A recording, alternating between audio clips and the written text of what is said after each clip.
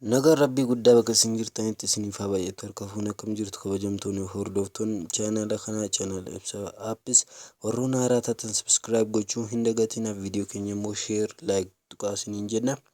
Kallattumaan gara viidiyoo keenyaa. Viidiyoon keenya irraas immoo kunoo kanarratti xiyyeeffata. Ispiliit tireening pileestoorii irraa akkas jettanii yoo buuftan salphaatti isiniif fida. Kana buufachuudhaan itti fayyadamuu ni dandeessu. Innis maalidha? Boorcii hir'isuudhaaf ispoortii qarshiin baafnee barannu sana tolaan manatti barachuu ni dandeenya. Appilikeeshinii kana gargaaramuun jechuudha. Seera isaa keessatti inni isinitti agarsiisa. Kunoo yeroo jalqabaaf akka kanatti isin amma akkanatti kunoo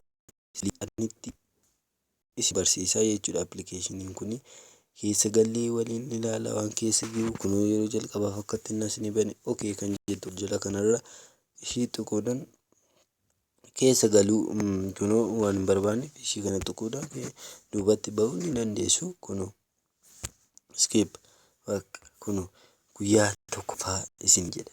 Yeroo isin deemtanii fixxan kanatti isin dabarsa. Kunis deemtanii yeroo fixxan akka ittiin itti isin dabarsaa jechuudha. Guyyaa 5 keessatti immoo maal gochuu akka qabdan duudanii immoo guyyaa 7 keessatti immoo guyyaa 10 keessatti immoo maal akka gochuu qabdan 15 keessatti 20 keessatti darbee amma dhumaatti kunoo hanga dee'ii 30tti yookaan hanga guyyaa hanga kana 30tti jechuudha. Kunoo inni lammaffaas immoo asii diskoover kan jettu kana inni immoo kunoo asii gosa hojii barbaaddan asirratti barreessuudhaan ni dandeessu. Achirratti barreessuudhaan yeroo inni isinii fide gosa ispoortii kamii akka barachuu barbaadan irratti barreessuun. Innis immoo kunoo jala kanarraa faayilii jedhee asirra isiniif kaa'a.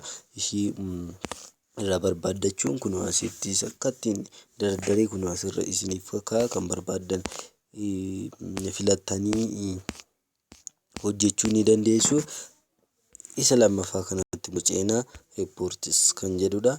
Inni immoo noomaa isiniin godhu asii immoo kunoo mii isiniin jedha sinii jechuudha. Mii anumaa jechuudha. Kana jala laanguweejii asii jijjiiruu wantoota garaagaraa asii jijjiiruu wantoota garaagaraa seetingii isaa jechuudha. Bakka gabaabumatti seetingii isaati. Kunoo asitti pilaay kanatti deebinee amma fakkeenyaaf kunoo kana achi kunoo asitti aseesifaa bubbunnee ilaaluu dandeenya. Kan barbaanneen fayyadamuu dandeenya. Kunoo kan guyyaa tokkoffaa jedha. Kan guyyaa tokkoffaa keessa seenitan isinitti agarsiisa. Kunoo kan guyyaa tokko jalqabe isiniin jedhannu kunoo guyyaa jalqabaaf yeroo jalqabdan kunoo akka kanatti jalqabaa isiniin jedha. Jaappingi jaaks kunoo akkattiin isiniin jedha. As viidiyoo isaatiin yoo barbaadan meeshinii isaatiin yoo barbaadanis kan barbaadan meeshinii isaatiin isin wayya kunoo seeraan isinitti mul'ata waan ta'eef kunoo akkatti ilaaltanii akka ishiin isin jedhe kunoo asitti immoo daqiiqaa isaa kunoo ilaallachuu dandeessu. Daqiiqaa 30 jechuudha. Daqiiqaa 30 erga ishii hojjettanii xumurtanii kanaan darbuu dandeessu. Kunoo akkas kunoo isa lammaffaatti isa taanutti jechuudha. Okey jettuuniin kunoo asii kunoo isa lammaffaatti qeetuun daqiiqaa isaa tokkodha. Kun daqiiqaa tokkodha. Kunoo akkas gara achitti deebitanii fayyadamuu dandeessu. Barbaadan immoo asii kiiloo kan jettu kanarra erga tuqxanii kunoo asii kan barbaadan irra kaawwachuudhaan kunoo kan barbaadan fayyadamuu dandeessu. Garuu akka inni sadarkaan isinii qoodutti yoo fayyadamtan bayeessadha. Maaliif koo kan jettu kana kunoo isinii lakkaa jedha. Jumping jacks. 3, 2, 1.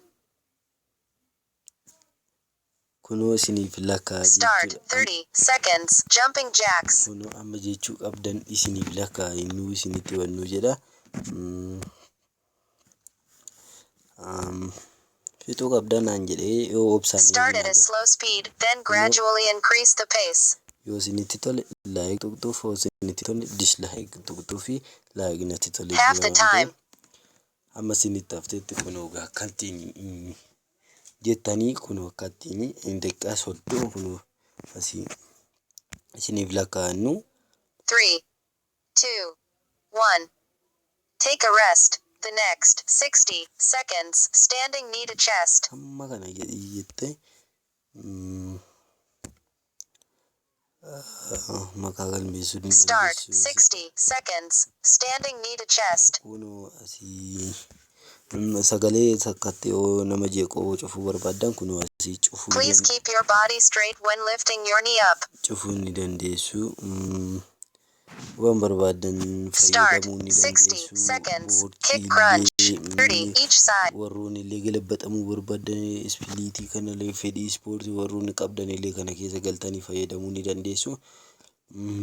Baay'ee isin gargaara kuni baay'ee keessattuu warra boorcifaa qabdan kana furmaata guddaa isiniif ta'a. Kunoo hanjaana lakkoofsise ganaa isii afaan jechaa jira. Guyyaa hamma kanaa gaa obsanii hojjettanii waan barbaadan irra gahuu dandeessu. Boorci keessan hir'isuu dandeessu.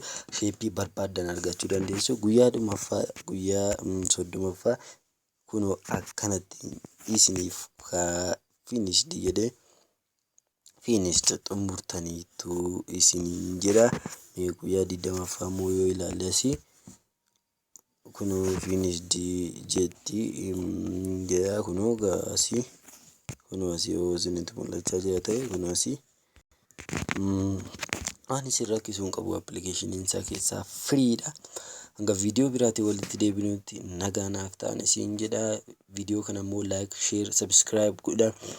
Isin qofa osoo hin ta'in hiriyoonni keessan irra fayyadamuutti fayyadamu waan ta'eef gara chaanala kanaatti akkas qabaa isiniin jenna. Subscribe gochuun, like, share gochuun nu cinaa dhaabbadhaan isiniin jedha. Ilmaan Oromoo hanga viidiyoo bareedaatiin walitti deebinutti nagaa naaf ta'aa isiniin jedha.